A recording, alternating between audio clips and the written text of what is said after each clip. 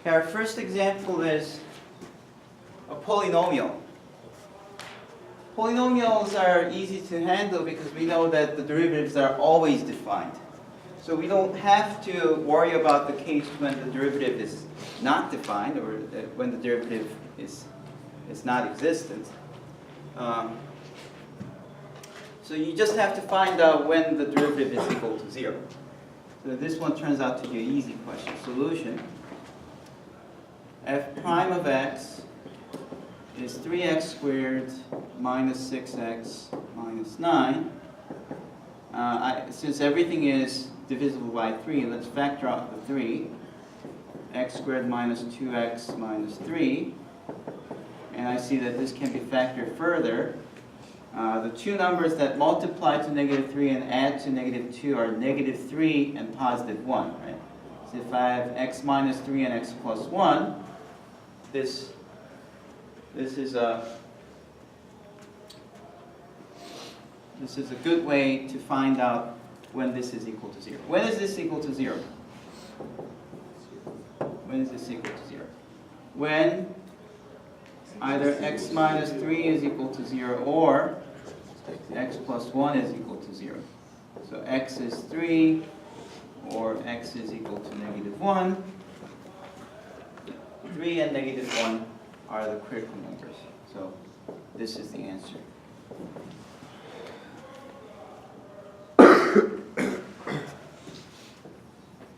Now let me try to answer the question that naturally would arise after doing this. I mean, we found the critical numbers, but would we be able to figure out which one is the relative max and which one is the relative min? And here's what you do. There's something called the first derivative test.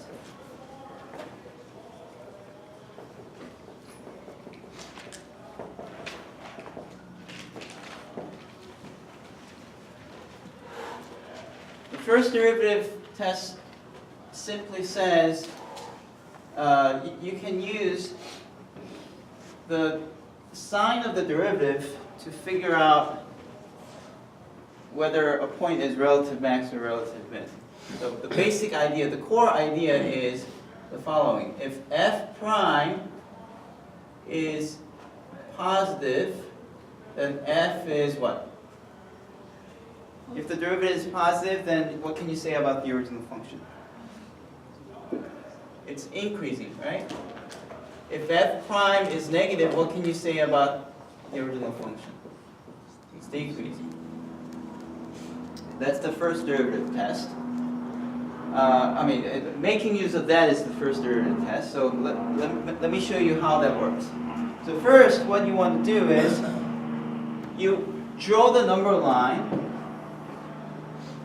and put these critical numbers on there. So, negative 1 and 3. So, I would say step 1, put the critical numbers on the number line.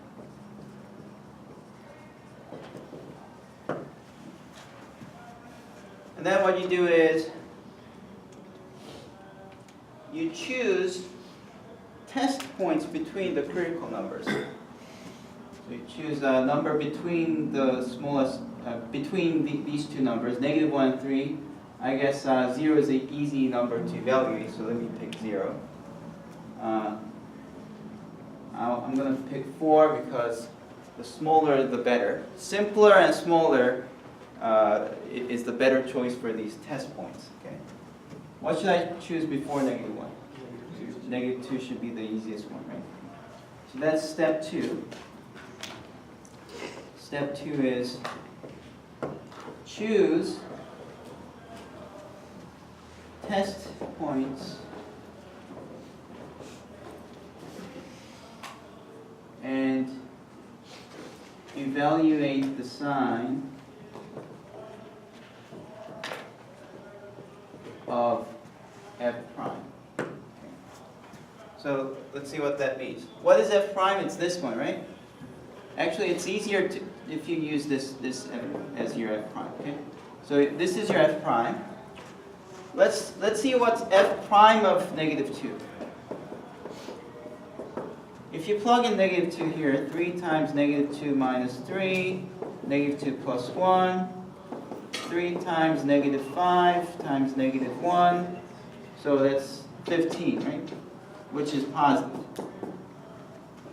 So if you plug in negative 2, you know that f prime is positive. Now let's do the same for f prime of 0. Now f prime of 0, I guess it's easier to use this one because if you plug 0 here and there, that goes away. So what's f prime of 0? Negative 9. So is that positive or negative? Negative. You only need the sign. So sometimes when it's hard to determine the exact value, you could still evaluate the sign only. Okay? Now let's think about f prime of 4. How would you do f prime of 4? Let me erase this part. F prime of 4. F prime of 4, if I use this definition, 3 times 4 minus 3, 4 plus 1, oh, that's again 15. Okay. So that's still positive. Once you have the sign of f prime, then you can use this fact that f prime being positive means f increases, f prime being negative, f decreases, to kind of think about what will happen to the function f. So it's going to increase, right? And it's going to decrease, and it's going to increase. So I guess step 3 is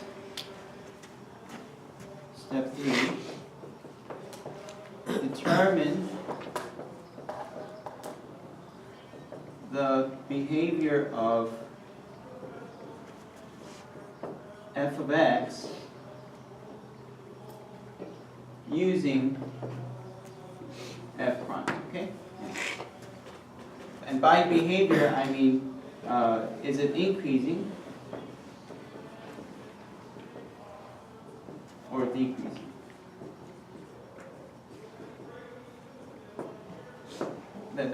That's what I mean by the behavior. Okay?